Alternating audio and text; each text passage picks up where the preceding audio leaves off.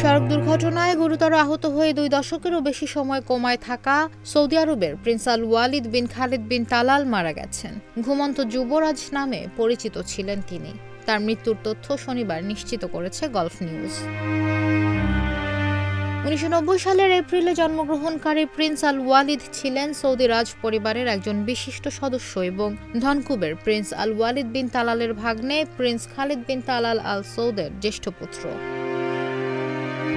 প্রতিবেদন বলছে, লন্ডনে সামরিক ক্যাডেট হিসেবে অধ্যয়নরত অবস্থায় মাত্র 15 বছর বয়সে 2005 সালে এক ভয়াবহ সড়ক দুর্ঘটনায় আহত হন প্রিন্স আল ওয়ালিদ।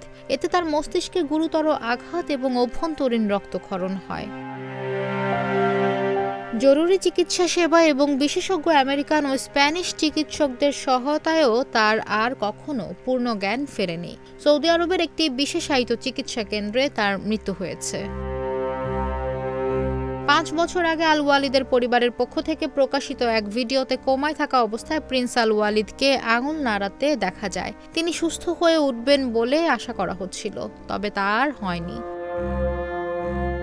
প্রিন্স আল ওয়ালিদের মৃত্যুতে সামাজিক যোগাযোগ মাধ্যমে শোক ছড়িয়ে পড়েছে।